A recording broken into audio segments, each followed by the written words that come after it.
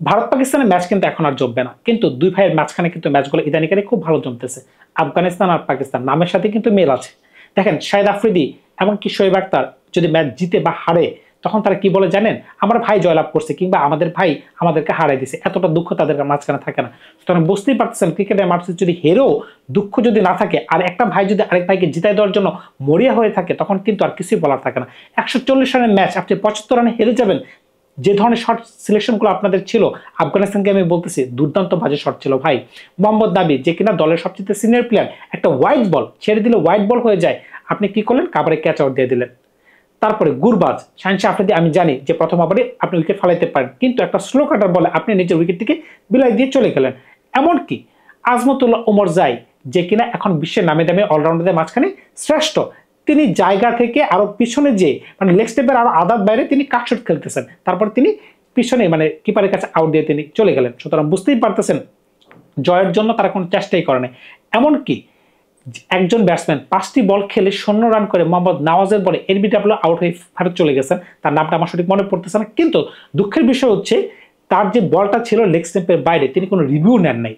বুঝতে পারতেছেন, মানে তাকে জিতাই দিতে হবে, পাকিস্তানকে জিতাই দিতে হবে। কারণ কি, জনগণকে দেখাইতে হবে যে পাকিস্তান ভালো টিম, কিন্তু এইভাবে তাই বলে এইভাবে এটা কোনভাবে মানা যাচ্ছে না। আটাল তো বুঝতেই পারলো না আবরারের বল, তিনি অফ স্টেম্পের একটা বাইরের বল ড্রাইভ করতে গিয়ে চেক ড্রাইভ করে দিলেন, এইভাবে আউট হয়ে গেলেন। এইভাবে যদি খেলতে থাকে তাহলে কিন্তু কোনোভাবে খেলার মানদণ্ড কিন্তু দিনে দিনে নিচে নেমে যাবে। আপনি যত কথাই বলেন, ভাই ভাইয়ের মাঝখানে যদি এই ধরনের স্বজনপ্রীতি থাকে তাহলে কিন্তু খেলা জমবে না। কিন্তু দেখেন তাদের স্টার্ট কিন্তু অতটা ভালো ছিল না। কাদের কথা বলতেছি? পাকিস্তানের কথা বলতেছি। প্রথম ওভারেই কিন্তু পাকিস্তান কিন্তু একটা উইকেট ফেলে ফারহান কিন্তু একটা দুর্দান্ত বলে আউট হয়ে যায়। আপনারা যদি খেয়াল করে থাকেন, দুর্দান্ত একটি বল ছিল, একটা ইনসুইং ডেলিভারিতে তার স্ট্যাট পড়ে যায়। কিন্তু এরপরে সাইম আইবার ফাঁকার জামানের মাঝখানে কিন্তু একটা দুর্দান্ত পার্টনারশিপ হয়। কেন দুর্দান্ত শব্দটি ইউজ করলাম? যেখানে 140 রানের খেলা, এখানে যদি একটা 45 রানের পার্টনারশিপ হয়, তখন তো আপনাকে বলতেই হয় যে একটা দুর্দান্ত পার্টনারশিপ হয়েছে। এখানে ফাঁকার জামান কিন্তু 24 বলে 25 রান করছিল, মোটামুটি 4 ছক্কায় 2-1 দিনে মারতে পারছেন, সাইম আইবু ভালো খেলতে পারছেন। কিন্তু একটা জিনিস আমি বুঝতে পারতেছি না, আপনারা মোহাম্মদ হারিস যে উইকেট কিপার ব্যাটসম্যান, কেন তাকে আপনারা 6 নম্বরে নামাচ্ছেন?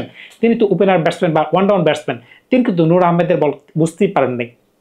সুতরাং বুঝতেই পারতেছেন একমাত্র ফারহান আর হচ্ছে নিচে হারিস, এই দুজনকে যদি আপনার বাদ দেন, মোটামুটি সবাই কিন্তু কন্ট্রিবিউশন করছে। এখন সবচেয়ে ভালো যিনি কন্ট্রিবিউশন করছেন তার কথা কি বলবেন? মোহাম্মদ নওয়াজ, যে কিনা 20 বলে 25 রান করতে পারছেন, এমনকি 4 ওভারে 5 উইকেট 19 রান। সুতরাং বুঝতেই পারতেছেন টি-20 ফর্মেটে যদি এই ধরনের কন্ট্রিবিউশন থাকে, তখন কিন্তু বিপক্ষ দলকে জিতানো কোনোভাবেই সম্ভব না। আর বিপক্ষ দল যদি তার বলে না দেখে শট খেলে আউট হয়ে যায়, তখন তো আরো দুর্দান্ত হয়ে যায়, যেটা আফগানিস্তান করছে।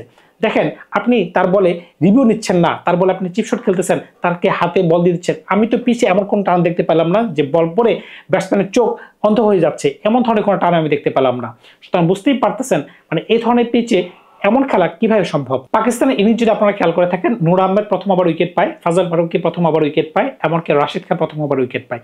কিন্তু রাশিদ খানকে কিন্তু তারা যথেষ্ট পরিমাণ পিটাইছে। 140 রানের খেলায় যদি মনে করেন যে তার 4 ওভার যদি প্রায় 40 রানের কাছাকাছি রান চায়, তখন কিন্তু আপনাকে বুঝতে হবে তাকে কিন্তু 4 ছক্কার বন্যায় বসা দেওয়া হয়েছে। সালমান আগা তাকে কিন্তু 2টা ছক্কা 1 ওভারে মারছে। এমনকি মোহাম্মদ নওয়াজ দুর্দান্ত কিছু শট খেলছেন। এমনকি ফাইম আশরাফ, তিনি যদি আরেকটু খেলতে পারতেন, মনে হচ্ছে যে রান আরেকটু বাড়তে পারতো। তিনি কিন্তু 15 রানে একটা ঝড় ইনিংস খেলছেন। সুতরাং বুঝতেই পারতেছে মোটামুটি ভালো সবাই খেলছে। দুজন ব্যাটসম্যানকে যদি আপনারা বাদ দেন, সবাই মোটামুটি ভালো খেলছে। 14, 25, 17, 15 এইভাবে মোটামুটি সবাই রান করতে পারছে। কিন্তু আফগানিস্তানের ব্যাটসম্যানরা কিন্তু কোনোভাবেই ব্যাটে বল লাগাতে পারে না, নাকি ইচ্ছে করে ব্যাটে বল লাগায় না, সেটা কিন্তু আমি বুঝতে পারতেছি না। কারণ পিচ দেখে আমার এমন মনে হয় নাই যে আনপ্লেয়েবল একটা পিচ। সুতরাং বুঝতেই পারতেছেন। আর বলারগুলো আপনারা খেয়াল করে থাকেন, মোহাম্মদ নওয়াজ কবে থেকে এই ধরনের ভালো মানের বলার হয়ে গেল যে 5 উইকেট নিয়ে নিতে পারে, হ্যাট্রিক নিয়ে নিতে পারে? ভাই পিচে তো কিছুই ছিল না ভাই, আপনি দেখে শুনে খেলেন। 140 রানের খেলা আপনি টুকটুক করে খেলেন না ভাই। টুকটুক করে কেন খেলবো? টুকটুক করে খেলে যদি জিতে যাই, আমাদের তো হারতে হবে ভাই, পাকিস্তানকে জিতাতে হবে। বিষয়টা এই ধরনের হয়ে গেছে। আমি সত্য বলতেছি না মিথ্যা বলতেছি আমি জানি না ভাই, আমার কাছে খেলা দেখেছি এটাই মনে হয়েছে। বাদ দিলাম এই কথা। তবে বাংলাদেশের জন্য কিন্তু একটা লেসন আছে। লেসনটা কি? আমরা যখন এই ধরনের কন্ডিশনে খেলবো, আমরা যেন কোনোভাবে 3টা স্পিনারে কম যেন না নিয়ে আমরা যেন মাঠে না নামি। আপনারা খুব ভালো করে জানেন আমাদের পেস বোলিং ইউনিট এখন খুবই স্ট্রং, কিন্তু এই কন্ডিশনে পেস বোলার কাজে আসবে না। দেখেন সাইম আইয়ুব যেখানে 4 ওভার বোলিং করতে পারে, সুতরাং বুঝতেই পারতেছেন এখানে পাকিস্তানের নওয়াজ যদি 5 উইকেট নিয়ে যেতে পারে, আমরা যদি এখানে আবার 2জন স্পিন বোলার খেলাই, একজন পার্ট টাইমার, একজন হচ্ছে জেনুইন স্পিন বোলার, তখন কিন্তু আমরা কিন্তু ব্যাচ থেকে ছিটকে পড়ে যাবো। আমরা যদি ইন্ডিয়ার দিকে তাকাই, আপনি দেখবেন বরুণ চক্রবর্তী, কুলদীপ যাদব, এমনকি অক্ষর প্যাটেল, 3জনকে তারা প্রিমিয়াম খেলাবে। এমনকি অভিষেক শর্মা উপর থেকে ভালো বোলিং করতে পারবে। অভিষেক শর্মা যদি ভালো বোলিং করতে পারে তাহলে আমি আশা করি শামীম পাটোয়ারি বা আমাদের ভালো বোলিং করার যোগ্যতা বিধান। সুতরাং বুঝতেই পারতেছেন এখানে যদি আমরা নাসুম আহমেদ, রিশাদ হোসেন, শেখ মেহেদী এমনকি শামীম পাটোয়ারি চারজনকে যদি আমরা অ্যাজ এ স্পিন বলার অপশন হিসেবে দলের মাঝখানে রাখি, যেহেতু আমাদের দলে সাকিব আল হাসান নাই, মিরাজ নাই, সুতরাং বুঝতেই পারতেছেন তাদের অভাব কিন্তু আমরা কোনোভাবে মেটাতে পারবো না।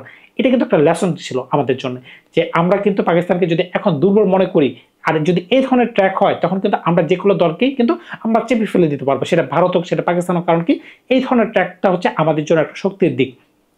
কিন্তু যদি ফ্ল্যাট উইকেট হয়ে যায় যেখানে 180 থেকে 220 রান পর্যন্ত উইকেট হয় তখন কিন্তু আমরা একটু ঝামেলায় পড়ে যাব। আর আমাদের উচিত কি হবে, আমরা যেন টস জিতে আমরা যেন ফিল্ডিং এর সিদ্ধান্ত নেই, এটি হবে আমাদের জন্য উচিত সিদ্ধান্ত। কারণ কি প্রথমে যদি আমরা ব্যাটিং করে 150 রানে যে কোনো দল সেটা অনায়াসে চেস করে ফেলবে। আর যদি মনে করেন বিপক্ষ দলকে আমরা তাদেরকে ব্যাটিং করার সিদ্ধান্ত জানাই যে আপনারা এসে ব্যাটিং করেন, আর যদি তারা 220 রান দিয়ে ফেলে তখন কিন্তু কোনোভাবেই আমরা ম্যাচ জয়লাভ করতে পারবো না। কারণ কি যতই বলেন আমাদের কাছে লিটন কুমার দাস আছে, তানজিদ আছে, ইমন আছে, কিন্তু দিন শেষে কোনো ব্যাটসম্যানই দেখবেন যে কোনো কাজে আসতে পারবে না। কারণ কি ইন্টারন্যাশনাল ফরম্যাটে আমাদের 140-এর উপরে কোনো স্ট্রাইক রেটে ব্যাটসম্যানই নেই। সুতরাং বুঝতেই পারতেছেন আমাদেরকে এই ম্যাচগুলো থেকে একটু লেসন নিতে হবে, আমাদের একটু প্ল্যান করতে হবে, এমনকি কোন প্লেয়ার কোন বলে আউট হয়ে যাচ্ছে সেগুলো আমাদেরকে প্ল্যান করে রাখতে হবে। এগুলোকে সাজানো নাটক ছিল কিনা সেগুলো আমাদেরকে বুঝতে হবে। কারণ কি এই ধরনের ইজি বলে যদি এভাবে আউট হয়ে যায় তখন কিন্তু একটা হাস্যরসকতার জন্ম নেয়। ধন্যবাদ সবাইকে, ভালো থাকবেন আপনারা। নতুন কোনো গল্প নিয়ে খুব শীঘ্রই হাজির হবো আপনাদের সাথে।